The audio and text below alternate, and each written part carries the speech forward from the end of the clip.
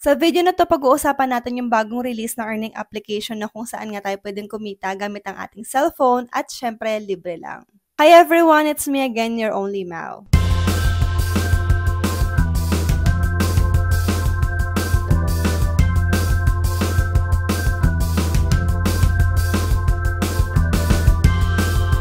And before we start, kung bago ka pa lamang dito sa ating channel, please don't forget to hit the subscribe button at ang notification bell para naman updated ka sa mga videos na i-upload ko pa. And as always, yung link nitong application na to is nasa description below nitong ating video, so i-check nyo na lang para mabilis yung inyong pag-download.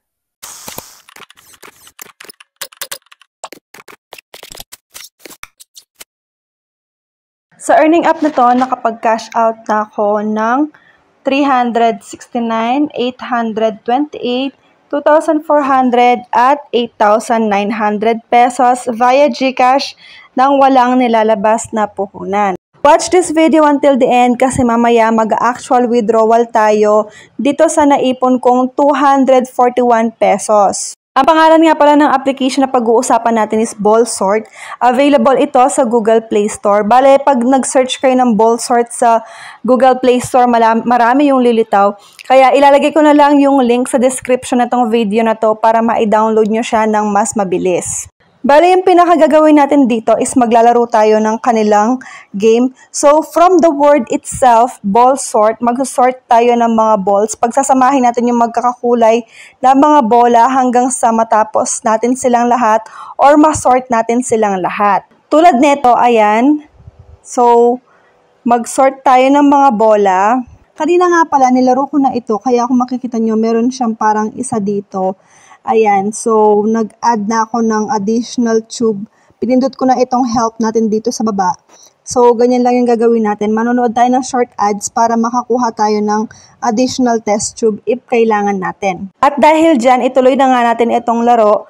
So, ayan, pipindutin ko lang siya. So, wala na ako nakikitang pwede nating i-move, kaya pipindutin ko na ulit ito.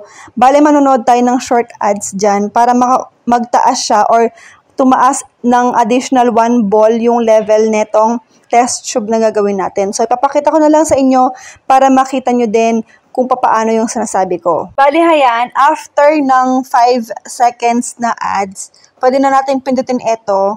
So, ayan siya, nag-add ng additional. Before kasi, ang ginagawa nila, nag-a-add siya dito. So, tumataas itong test tube niya. Pero for some reason, nag-add siya ng isa pa. So, okay lang din naman yan. Ituloy na lang natin yung game. So, ayan, hanap tayo ng pipindutin. Ayun. Tapos, eto. Ayun siya. Ang kulay orange. Ayan, so, pag ganyan, medyo madali na lang siya.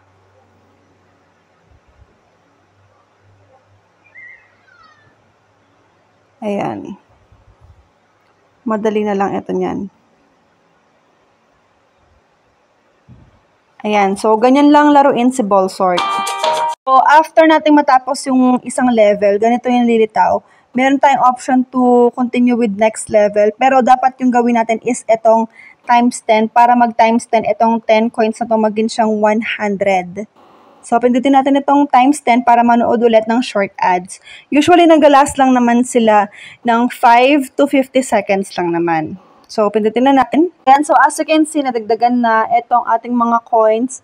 So, kung gusto natin mag-proceed, so, try lang ulit natin. So, mag-next level lang tayo. And again, kapag nahihirapan na tayo sa level, meron tayong undo button at meron tayong help dito na additional test tube. So, mag-a-add sila ng mga ganito. And para makatulong or mapabilis din yung ating paglalaro, mas maganda na i-maximize natin itong dalawang ito. Ayan, balik naman tayo sa home button niya. Ayan, so, maliban sa paglalaro, meron din tayong invitation or referral bonus dito. So, kung mag-i-invite kayo, pwede rin kayo makakuha ng additional points, pero optional yon. Next is itong achievement. So, dito sa achievement, makakakuha tayo ng mga green money. Yung mga green money, guys, eto sila. Ayan, nakakapag-withdraw tayo dyan. At saka dito sa gold coin. So, dito naman sa daily tasking niya, ang nakukuha natin is gold coin. So, napupunta yan dito. And heto yung madalas na nai-withdraw ko kasi mabilis lang yung pag-iipon dito. Tapos, maliban sa dalawang to, dito sa Green Money at Gold Coins, dito sa VIP na yan, nakakapag-unlock din tayo. So, nakakapag-earn tayo ng mga green money dyan, which is, ayan. So, kung nakikita nyo, kapag nakakapag-unlock tayo ng VIP, meron silang katumbas na mga amount. So, yung mga amount na yan is nagiging available for withdrawal, which is napupunta sila dito sa option na to. Dito naman guys, nakapag-withdraw na ako ng 2,000 pesos dito before. Ayan siya. Bale, matagal na tong available dito sa aking withdrawable balance. Pero kailangan ko lang siya na i-withdraw or na i-cash out kasi hindi ko pa nga kailangan yung pera noon. Pero nung kinailangan ko na pambayad ng mga bills and all, i-withdraw ko na siya. And dumirekta naman siya agad sa aking GCash wallet. So dito GCash lang yung available na withdrawal method nila.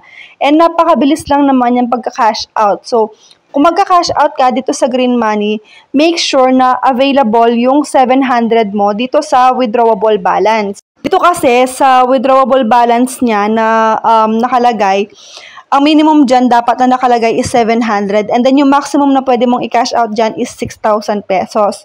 So, nung ako, nakapag-cash out ako ng 2,000 dyan and naging siyang available for ilang months din kasi nga hindi ko pa siya na ika-cash out or hindi ko pa siya kailangan. Pero medyo matagal kasi yung pag-iipon dito sa withdrawable balance dito sa Green Money na to.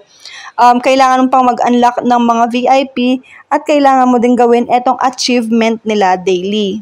Ito nga guys, itong sa gold coins naman, ayan. So may conversion siya, ito yung conversion niya. So kapag nakaipon ka ng ganyan, 2,000 or 2 million coins yung nakalagay. So yung equivalent niya is 249 pesos. And yan is via GCash lang. So dito guys, kapag ka na-download mo na yung application, para matry mo kung legit ba talaga siya, i-download mo siya, tapos i-withdraw mo yung 2 cents and pwede mo yung makuha sa GCash. Hindi siya sa Lazada wallet, kundi sa GCash mismo. Makikita mo magre-reflect yan agad-agad. Doon mo mapapatunayan na itong app na to is legit paying talaga. Ngayon, heto na nga yung pinaka-trick dyan. Para mabilis yung ating pag-earn ng mga coins, i-maximize natin itong ad-free na to. So, dito guys, ang gagawin natin is mag-download and play tayo ng mga application na ipapatry nila. So, meron silang mga application na ipapasubok sa inyo o papadownload, ganyan, tulad neto. Ayan, etong mga to. Hanapin nyo yung may pinakamaraming binibigay na coins. Tapos, yun yung inyong unahin sa pag-download. Yun yung unahin yung i-download. And in this example nga, ayan, yung 73,000, ayan. Siya yung may pinakamaraming binibigay na coins. So, unahin nyo itong i-download. So, pag pinindot nyo itong play button, i-route niya kayo sa Google Play Store. Ayan, ganyan siya. So, kakailanganin yung i-download yung application and then laruin nyo siya. Pero bago muna yan, ang gawin nyo muna guys is heto dito. Ayan, so balik tayo, tingnan natin siya. Ayan, so pag pinindot mo yung more button niya, yung dito, ayan, meron kasing more button yung mga application na yan. Pag pinindot mo yan, lilitaw yung kanilang description. So, para makuha mo lahat ng number of coins na to, kailangan mong ma-reach yung kanilang level 150. So, ayan. Example lang naman ito, guys. Itong Tile Connect. So, sa level 5, makakakuha ka ng 980 coins.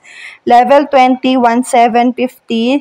Level 100, 5,040. And level 150 is 8,609 coins. Lahat ng yan equivalent is 29,000 coins. So, yun yung pinaka-trick dyan. At saka, additional dyan sa coins na yan, meron ka ding makukuha na life, which is hetong nandito. Marami yung makukuha mong life dyan, so makakapaglaro ka din ng mas maraming level dito sa kanilang game mismo. So, ayan yung isa sa mga trick dyan. And so, ngayon nga, mag-cash out tayo. So, actual withdrawal to, guys. And mabilis lang din yung pagka-cash out dito. Actually, segundo lang yung pagitan. So, after mo siyang i-process, magre-reflect na agad siya sa yung GCash wallet. Ganon kabilis. And ngayon nga, ipapakita ko sa inyo. So, ayan, meron tayong 249 pesos and 70 cents.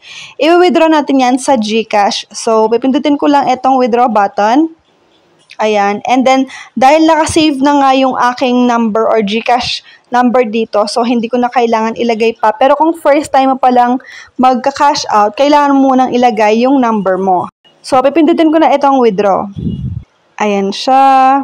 Minsan magiging ganito yung message niya, network error, please check network coverage. Ulitin mo lang or i-check mo dito sa history. So, makikita mo sa history, ayan, pending na siya. And ulitin mo lang at magiging successful na agad yan. And as you can see guys, seconds lang yung pagitan, pumasok na agad itong aking ikinash out dito sa application na ito. So, ayan, ganyan na siya kabilis mag-reflect. At kung makikita nyo, and that's it for today guys. Thank you so much for watching. Again, this is your Only Mouse. See you on my next upload. Bye-bye!